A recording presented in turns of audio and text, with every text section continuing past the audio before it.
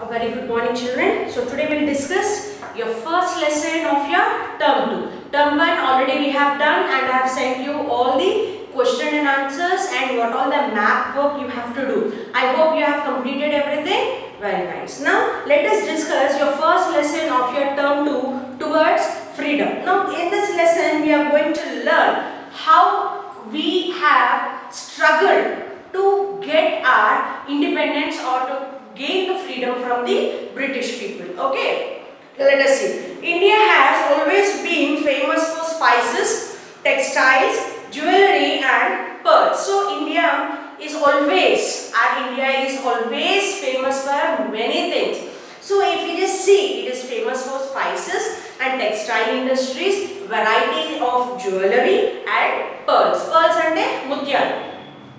The Arabs were among the first to come to India for trade. So who are the first people who have invited or who have invaded or who have visited India? The Arabs. The Arabs are the first people who started the trade. Trade is nothing but business.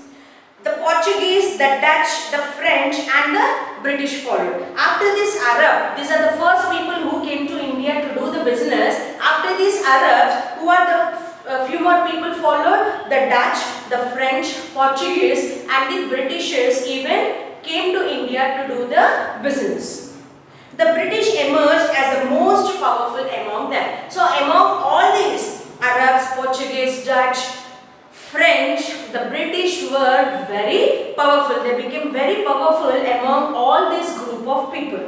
They traded through the East India Company. So through which company they used to do the business? East India Company. The company bought goods cheaply from India and sold them abroad at high prices. So they used to purchase with very less price in India and they sell these items abroad out of India with the higher prices. That is nothing but the business. So if they sell the goods with higher prices, they are making the profit out of it. This resulted in huge profits for the company. Since purchasing for a less price and selling them for a higher price, obviously they get lot of profits. Little by little, the East India Company established control over the whole of India. So slowly, step by step, they developed their business and they earned more profits. And slowly what they did, they have taken the control over the India. Who? Britishers. Taking advantage of the lack of unity among the Indians, the British conquered large parts of the India and established their rule. In those days, there was no unity among the people. So these Britishers have caught the weakness. Like since these people are not united, because of this reason, they have taken control over almost parts of the India, due to which we Indians have to become slaves under them. If we would have been found very unitedly at that time itself, then the British, even they never used to come in India and they cannot take a control over the India. So because the problem had lied among the Indians, there was no unity, due to which we have to become slaves to the Britishers. Once the British were firmly established in India, they exploited the farmers, traders, craftsmen and the rulers of local kingdoms. So once they have made control very powerful over the India, they exploited in the sense they made these people to move away from the India. So who are the people they exploited? Farmers, traders, the businessmen, craftsmen, these are the people who used to make the things using the handicraft items, and the rulers of the local kingdoms. The farmers were made to pay very high taxes. The farmers, they used to pay very high taxes. Even during floods and droughts, the farmers had to pay their share of taxes. When the floods are there, can a farmer grow the crops? No. But still, during those hard times also, the farmer has to pay his huge taxes. They were forced to grow indigo. So these people have made our farmers to grow indigo. What is that? It's a plant and it is a source of indigo dye. It's a color dye. And cotton. These were brought at very low rates. So these plants, they used to get get for low rates and they used to sell in England and other countries with a high price. Thus, farmers in India became poorer. Many died due to starvation. So, because of which they are paying very heavy taxes and they have no money and they have no food to eat also. Due to this, most of the farmers, almost say all the farmers used to die because of the starvation. Starvation ante enti tindi lekunda aakali toti chachipovatam. Cheaper mill-made cloth was imported into India from England. So cheaper mill, whatever the cloth is of low quality, they used to import to India from England. As a result, the handloom industry of India suffered. Am I right? So if we are getting very less quality of the cloth, can we give a good quality to the people? No. So as they were importing from England, very less quality of cloth, our industry was at loss. Lakhs of weavers became unemployed. So when there is no proper production, normally the people will be unemployed. They suffered the same fate as the farmers. How the farmers have done the same thing. They used to even die because of this starvation. Who? The weavers. The British did not allow the Indians to open mills and factories. Indian traders were not allowed to trade in items of their choice. As the British have taken control over the India, that these Britishers have never allowed our Indian to do the trade of our own. Whatever they ask us to do, the farmers and the weavers used to do those things itself. Indian rulers and princes were also unhappy with the British. So the local kings or the princes will be there. They are also not happy with this Britishers. A law was passed by the British which stated that if a ruler did not have a male child, then upon the death of that ruler, his kingdom would be taken over by the British. So in that times, they have passed a rule. What is that? Suppose a king is ruling the particular kingdom. If the king has no son, instead of son, if the king has a daughter, so that king has to, or that particular kingdom was being occupied by this British people. So if they doesn't have son, they have to give away the kingdom to the British people. By using unjust and unfair means, the British sought to expand their hold over India. The dissatisfaction and anger of most Indians led them revolt. Obviously, they are collecting huge taxes from the farmer and they are importing low quality of cloth from England because of our industries are getting shut down and there was no unemployment, and even the kings and the princes were also not happy because if they have no son, they have to give away the kingdom to the particular British to rule. There will be no more Indian king can rule the kingdom. The British has to rule the kingdom. Almost everybody were unhappy by this British rule. Because of that unhappiness and the anger of the people, they have led to a revolt. That is, a war has been declared. A revolt against the British. Ever since the coming of the British, people in different parts of India had been protesting against their unfair policies. The policies are completely not in a proper way. However, there was no unity in the protest, but still when they are fighting, during the fighting also, they didn't find any unity among these Indians. It was only in 1857 that a major revolt broke out. This was the First World War. So when did our First World War occur? In the year 1857. And it is also called as the Sepoy Mutiny or the Great Revolt of 1857. So the First World War is also called as the Sepoy Mutiny or the Great Revolt of 1857. It was an important event in our struggle for freedom. The revolt was started by the Indian soldiers serving in the British army. So it was very important struggle for freedom, and in this revolt it was started by the Indian soldiers. So this war has been started by the Indian soldiers, therefore it has been named as Sepoy Mutiny. A new rifle called Enfield had been introduced in India. The rifles, they used to, throw or bomb sort of a thing in the war. It has been introduced in the India. What is that rifle called as? Enfield. A rumor spread that the grease used in the bullets was made from the fat of cows and pigs. So whatever the grease they are using in these bullets, so there was a rumor that it has been made from the fat of cows and the pigs. Soldiers had to bite off the greased wrapper of the bullet before loading it into the rifle. Rifles are nothing but the guns what they use it. So they put the bullets in the rifle. So these bullets they used to prepare it, or the grease whatever they put it over that, they have prepared it from the fat of cows and pigs. If the soldier has to put the bullet in the rifle, what he need to do? He need to remove the wrapper with the mouth, not with the hand. This was against the religious sentiments of both Hindu and Muslim soldiers. It was completely against our sentiment. They refused to use the rifles and revolt.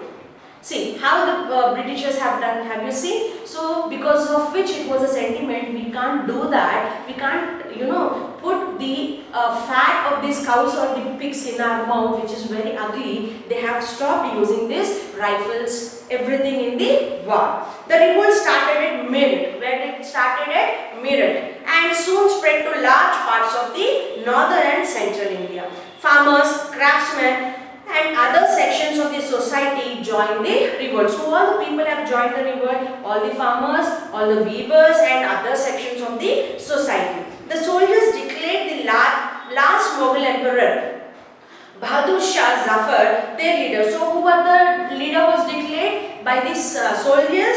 The last Mughal emperor, Bahadur Shah Zafar. The revolt was led by Nana Sahib and Tantia Top at Kanpur, Rani Lakshmibai at Jhansi, and Begum Hazrat Mahal at Awadh. Not only, apart from this Mughal emperor Bahadur Shah Zafar, even few more people have taken the lead of this revolt. So who are those people?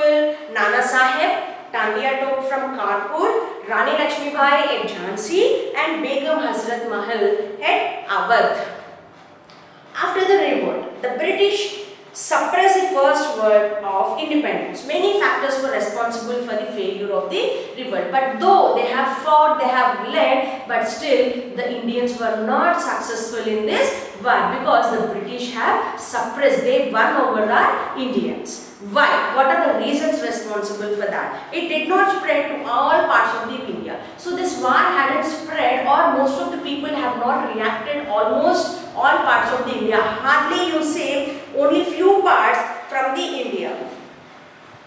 The revolt, Indian soldiers did not have sufficient money and good weapons, since the bullets and all have been, the grease used for these bullets have been prepared with the fat of cow and pigs, and they have stopped using it because it was against our sentiment, right? So their soldiers have no proper weapons, and they do not have money also to purchase the good weapons. The revolt was not organized properly.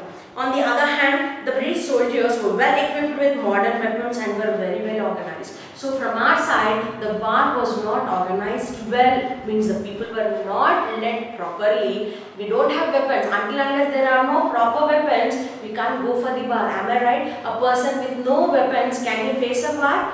No. And the Britishers, on the other hand, they have lot many modern weapons, because of which they have suppressed this war. After the revolt was suppressed, many Indians were either killed or put into prison. So once this war is done, what the British people did, they have put almost all the Indians into jail, or they have killed the people. The rule of the East India Company ended in 1858. So as a year after the First World War, the rule of this East India Company came to an end. The administration of India was taken over by the government of England. Now the complete administration was taken over by the England. However, Indian princes were allowed to rule over their territories. So few of the Indian princes were allowed to rule in few territories, in few places they have allowed.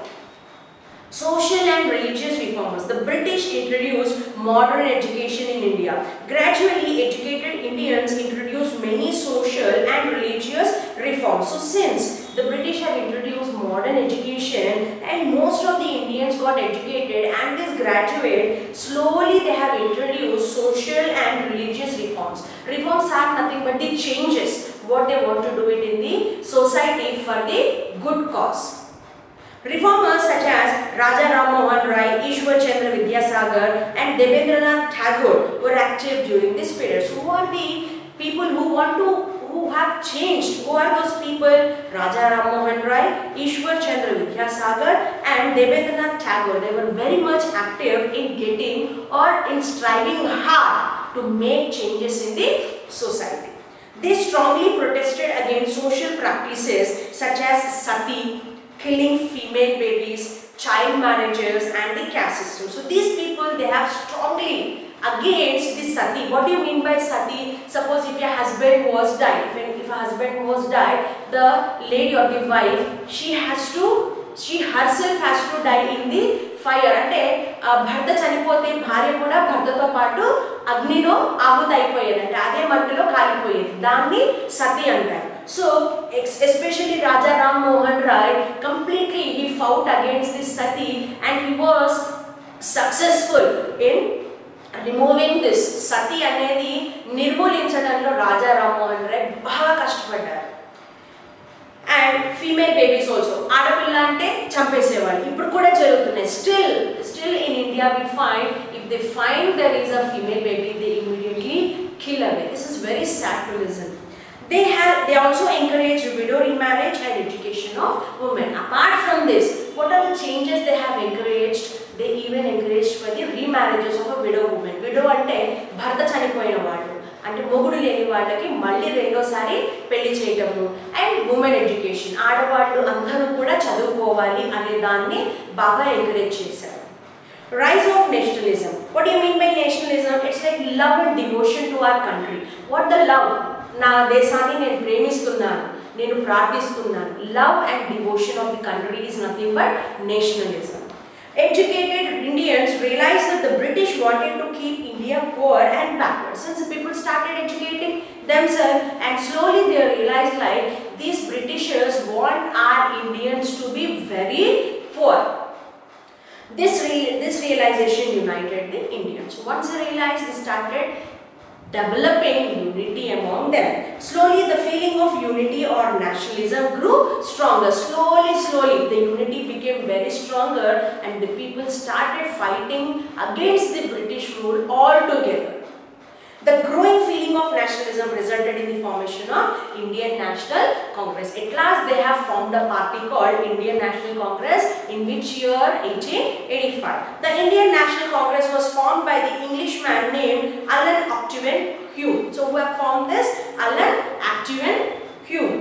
Its first session was held at Bombay. So where the first session was held? At Bombay. It was attended by 72 delegates from all over the India. Almost 72 important people have attended this meeting from all over the India. The president of this session was Umesh Chandra Banerjee from West Bengal. So the president of the session, who was the president? Umesh Chandra Banerjee. Therefore, thereafter the Congress met every year in different cities. It slowly became very strong. So slowly in the cities, this Congress, group of people, they started meeting with each other. It slowly became very strong. Once they spread themselves among other cities, it became very strong. It awakened the spirit of unity among the Indians. So slowly they started educating the people. Unless we are not united, we cannot fight against the British rule. At the same time, it requires the government to introduce reforms to improve the living conditions of the people. So, as these people got united, they started asking the government over there to introduce the reforms or some policies that helps for improving the livelihood of the people. The growing popularity of the Congress worried the British. Now we started growing. Now we became very united. Previously there was no unity among the Indians, but now the educated people or the reformers, they started making the people understand unfair things done by these British people. Therefore, Indians started developing unity, because of which now the Britishers are a problem. To suppress the rising spirit of nationalism, the government passed many strict rules. So, in order to suppress this group, what the British people did, again they started passing a new rules. They also used the policy of divide rule to prevent the Hindus and the Muslims from uniting. So, what is the rule passed by that? Divide and rule. So our community, our Indian community is a mixed, or we have different sorts of religion. So these Britishers, they said Muslims are different, Indians are different, or Hindus are different, Christians are different. So they started showing the differences among the religions. So then they started dividing the people and they started ruling the people, so that there will be no unity further among the people. So this is about your lesson towards the freedom. Okay, these are all the things were taken, all the pains from the Indians to struggle or to get freedom against our British rule. Hope you understood the lesson, children. Read the lesson, underline your new words. I will be sending you the question and answers of 2 lessons together. Okay, thanks for today. Next, we will meet with your next lesson. Okay, bye-bye. Take care, stay safe and stay healthy. Bye, children.